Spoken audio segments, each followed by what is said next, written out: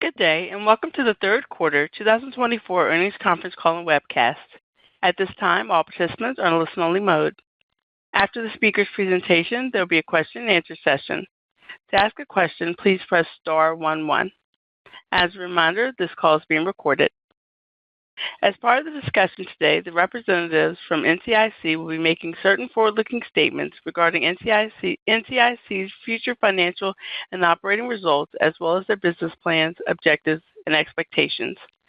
Please be advised that these forward-looking statements are covered under the safe harbor provisions of the Private Securities Litigation Reform Act of 1995, and that NTIC desires to avail itself of the protections of the safe harbor for these statements. Please also be advised that actual results could differ materially from those stated or implied by the forward-looking statements due to certain risks and uncertainties, including those described in NTIC's most recent annual report on Form 10-K, subsequent quarterly reports on Form 10-Q, and recent press releases. Please read these reports and other future filings that NTIC will make with the SEC. NTIC disclaims any duty to update or revise its forward-looking statements. I would like to turn the call over to Patrick Lynch. Please go ahead. Good morning. I'm Patrick Lynch, NTIC's CEO, and I'm here with Matt Wolsfeld, NTIC's CFO. A press release regarding our fiscal 2024 third quarter financial results was issued earlier this morning and is available at ntic.com. During today's call, we will review various key aspects of our fiscal 2024 third quarter financial results, provide a brief business update, and then conclude with a question-and-answer session. Please note that when we discuss year-over-year performance, we are referring to the third quarter from our current fiscal year in comparison to the third quarter from our previous fiscal year. Our third quarter results reflect the progress we're making, navigating a fluid macro environment, while capitalizing on growing demand within our Natur-Tec and ZERUST oil and gas markets. We achieved record quarterly Natur-Tec sales driven by continued growth in North America and India for our compostable plastic products and specialty resins. While shipping delays caused the timing of approximately $600,000 in orders to be moved from the third quarter to the fourth quarter, negatively impacting our third quarter results, demand for our oil and gas solutions is expanding. As a result, we expect a significant rebound in oil and gas sales in the fourth quarter. Furthermore, I'm particularly encouraged by the continued year-over-year improvement in our gross margin, demonstrating that our initiatives aimed at offsetting supply chain and raw material challenges are working as intended. We anticipate that profitability will continue to improve and that we will continue to generate positive operating cash flow throughout the remainder of fiscal 2024. Year-over-year, cash from operating activities improved by 116% to $7.6 million, primarily due to higher net income for the 9 months ended May 31st, 2024, and positive changes in working capital. We intend to continue allocating capital to support our growth initiatives and quarterly dividend payments, while using excess cash flow to pay down the balance on our existing line of credit. As we look to the remainder of fiscal 2024, we believe we are well positioned for top-line growth, driven by our ZERUST oil and gas and Natur-Tec product categories. We also remain focused on enhancing the performance and profitability of our international joint ventures.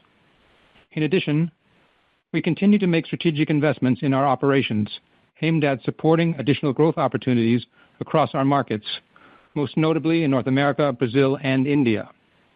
I am pleased with NTIC's performance and believe fiscal 2024 will be another good year of growth and profitability. So, with this overview, let's examine the drivers for the third quarter ended May 31st, 2024 in more detail. For the quarter, our total consolidated net sales decreased 1.4% to $20.7 million as compared to the third quarter ended May 31st, 2023. Total net sales for the third quarter by our joint ventures, which we do not consolidate in our financial statements, decreased year-over-year by 2.7% to $25.6 million.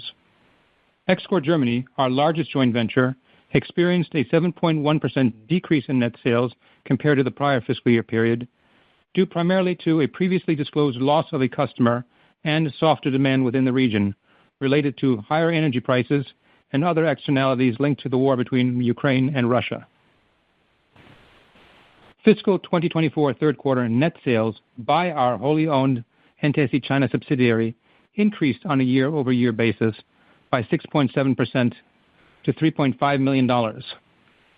Sales trends in this geography have stabilized, and NTIC China has experienced 2 consecutive quarters of year-over-year sales growth.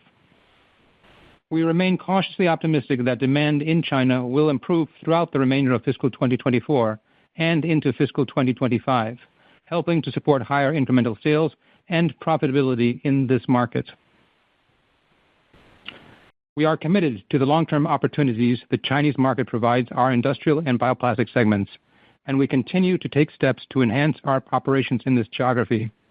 As a result, we continue to believe China will likely become a significant geographic market for us in the future. Now, moving on to ZERUST Oil and Gas. For the fiscal 2024 third quarter, ZERUST Oil and Gas sales were $1.4 million, compared to $2.0 million for the same period last fiscal year. The 31.9% year-over-year decrease in ZERUST Oil and Gas sales was primarily associated with approximately $600,000 in sales that were expected to ship before the end of the third quarter of fiscal 2024, but got delayed until the beginning of the fourth quarter. So now, these $600,000 in sales, coupled with orders booked for delivery before August 31st, are anticipated to make sales in the fourth quarter of fiscal 2024 exceptionally strong for our ZERUST Oil and Gas solutions.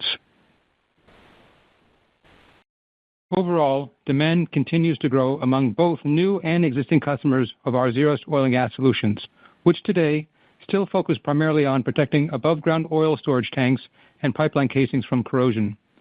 As a result, we believe that fiscal 2024 will be another good year of growth for ZERUST Oil and Gas as this business further scales and continues to contribute to our overall profitability.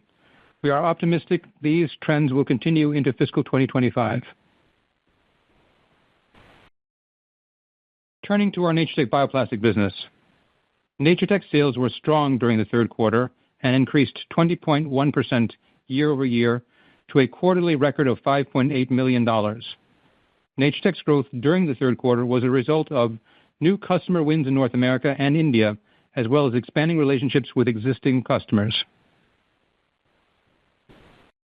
We expect Natur-Tec sales growth to continue throughout fiscal 2024 and into fiscal 2025.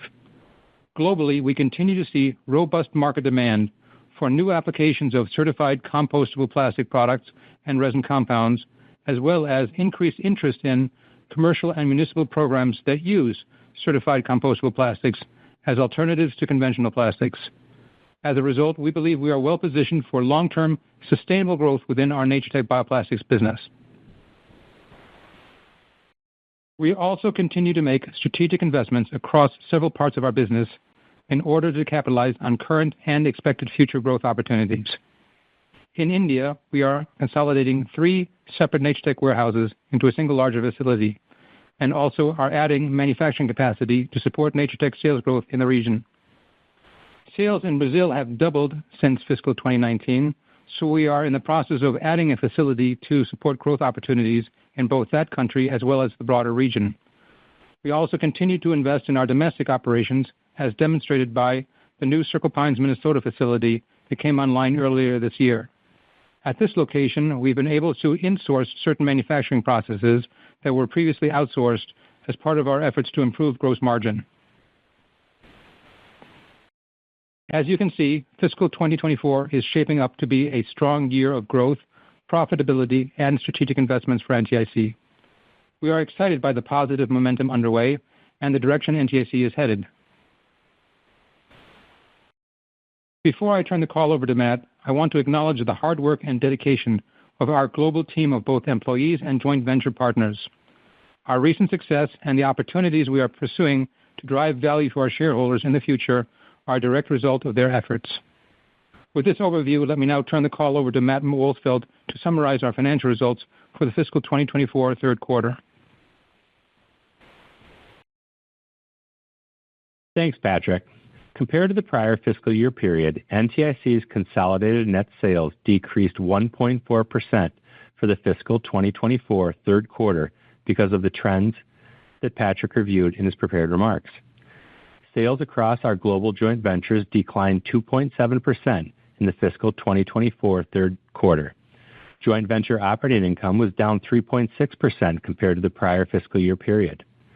The year-over-year reduction in joint venture operating income was primarily due to lower sales and the resulting lower net income of our German joint venture, partially offset by improved profitability across many of our other joint ventures. Total operating expenses for fiscal 2024 third quarter increased 7.1% to $9 million, compared to $8.4 million for the same period last fiscal year. Higher operating expenses were primarily due to increased personnel costs. As a percentage of net sales, operating expenses were 43.4% for the fiscal 2024 third quarter, compared to 40% for the prior fiscal year period. Gross profit as a percentage of net sales was 38.2% during the 3 months ended May 31st, 2024, compared to 36.1% during the prior fiscal year period. The 210 basis point improvement was primarily a result of successful actions taken by the company to offset supply chain disruptions and raw material challenges, including insourcing of various production. Net income attributable to NTIC was $977,000, or 10 cents per diluted share for the fiscal 2024 third quarter, compared to $1.1 million, or 11 cents per diluted share for the fiscal 2023 third quarter. As of May 31st, 2024, working capital was $23.2 million, including $5.8 million in cash and cash equivalents, compared to $23 million, including $5.4 million in cash and cash equivalents as of August 31st, 2023. As of May 31st, 2024, we had outstanding debt of $4.8 million. This included $2 million in borrowings under our existing revolving line of credit, compared to $3.6 million as of August 31st, 2023. We generated $7.6 million in operating cash flows for the 9 months ended May 31st, 2024, compared to $3.5 million for the 9 months ended May 31st, 2023. The 116% year-over-year improvement in operating cash flow was driven primarily by stronger core profitability and positive changes in current assets and liabilities. Throughout fiscal 2024, we expect to generate continued operating cash flow, which we plan to invest in the growth of our business, support our quarterly cash dividend, and pay down the remaining balance on our existing revolving line of credit.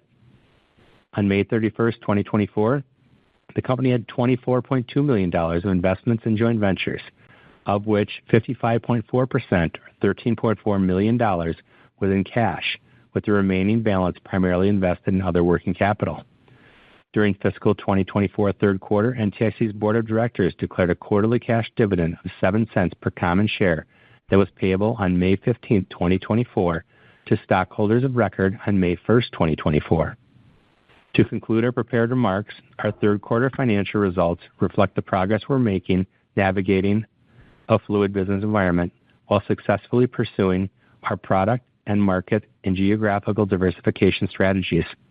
We're seeing stable North American demand trends and robust growth across our global oil and gas and bioplastics market, and we expect these trends to continue throughout the remainder of our fiscal year.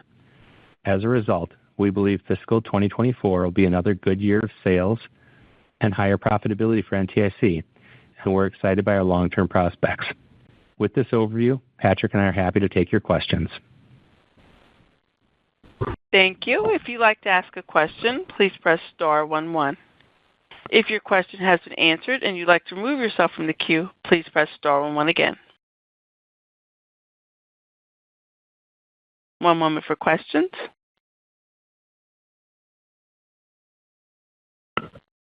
And our first question comes from Timothy Clarkson with VanClemens.com. Your line is open. Hey guys, decent quarter. Just was wondering about. I saw that obviously your fixed expenses were up a little bit. What was the typical increase in salaries at Natur-Tec for this year? We changed salaries on September 1st of each year with the fiscal year. Last year, I want to say the average increase was probably 3 to 4%. Okay. And in terms of looking at the two big growth areas, the compostable and the oil and gas, any significant changes in the players who are buying, say, compostables? Is it still about the same people, or are there any new positives that you're seeing out there? There's certainly the similar people. It's really a matter of expanding the distributors that we have across North America and then getting it in new markets, whether they're in Europe or other opportunities that we're seeing throughout Southeast Asia.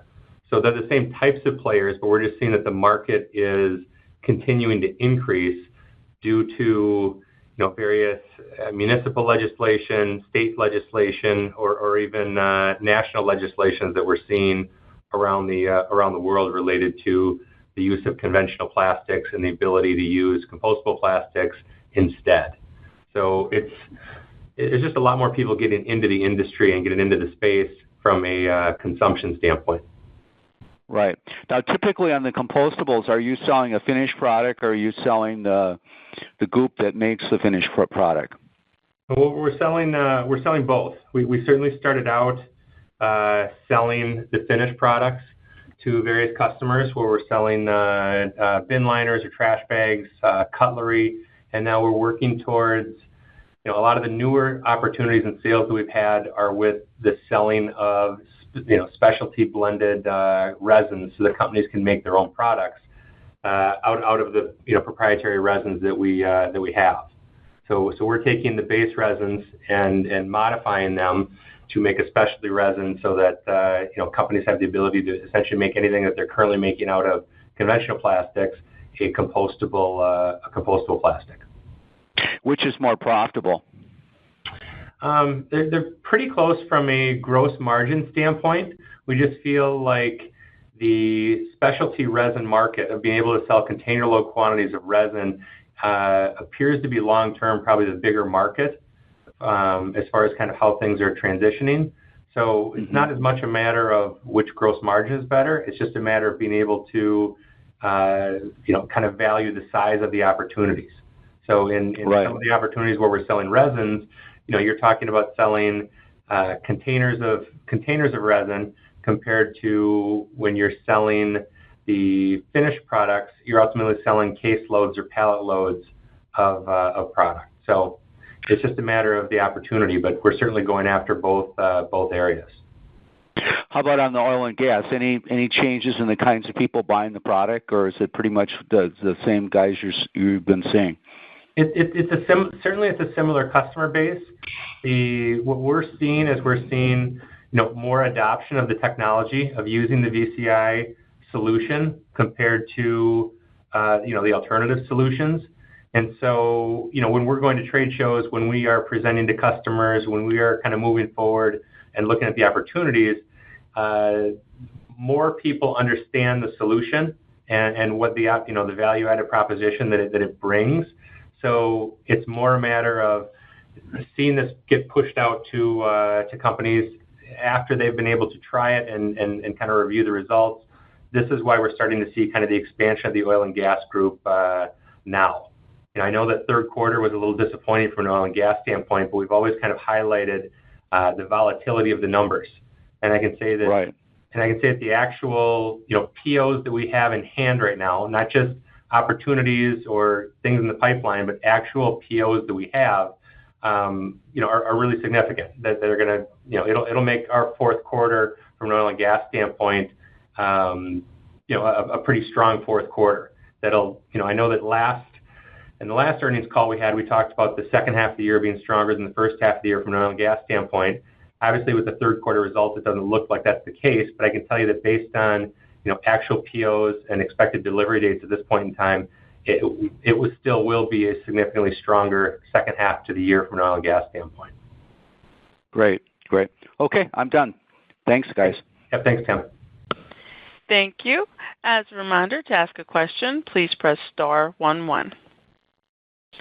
Our next question comes from Gus Richard with Northland. Your line is open. Yes, thanks for taking the questions. Just on ZERUST Industrial, that was down year over year. Is that a function of, the weakness in Germany, or is there an end market exposure that's causing that to be down year over year?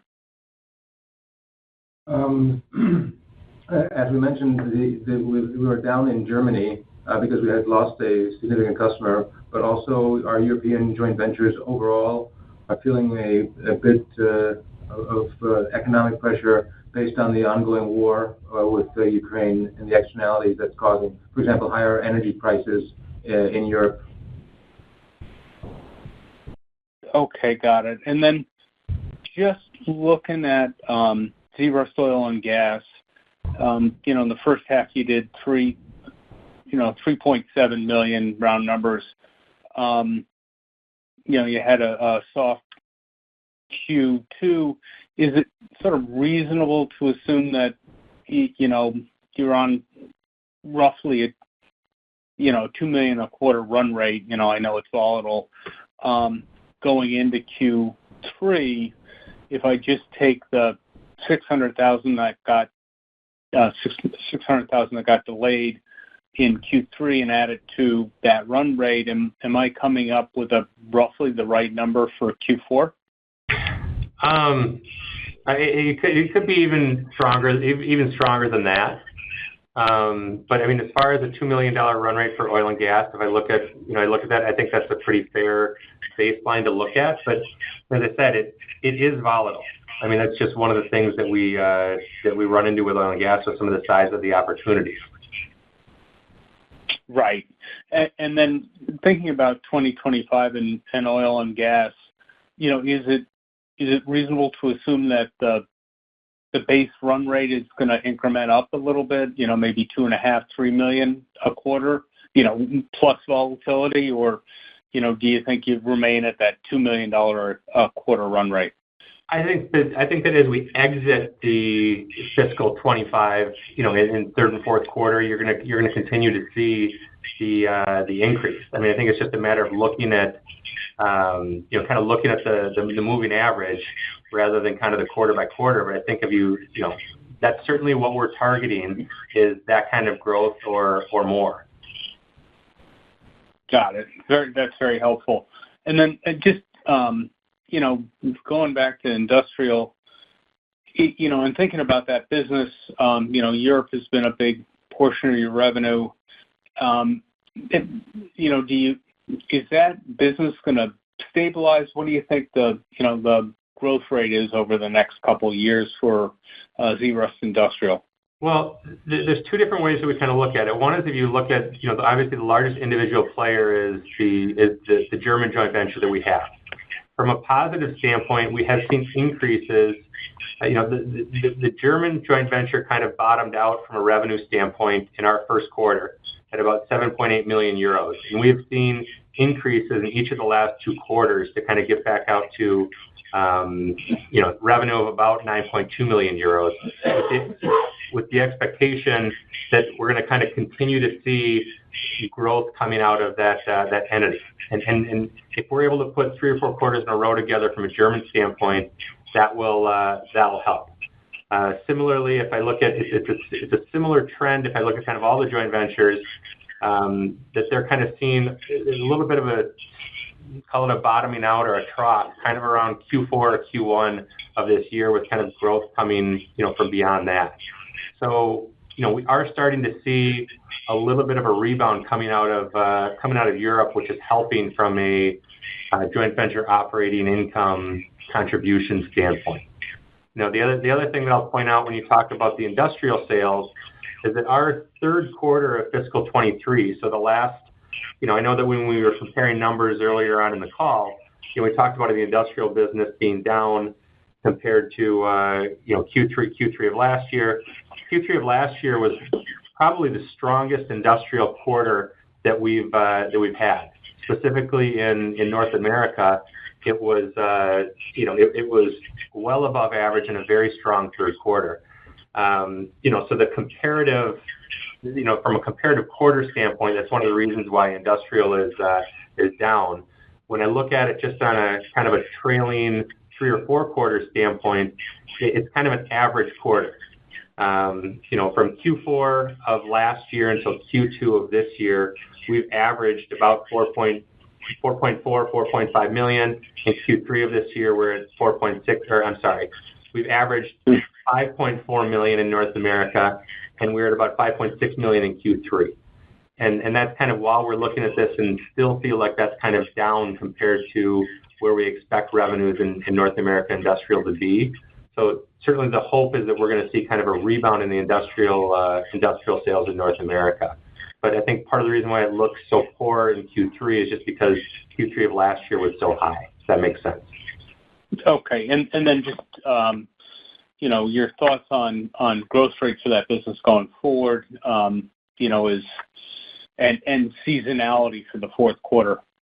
Well, typically third and fourth quarter are stronger quarters for us just because of we do have some seasonality given the kind of the rust season that happens during the summer.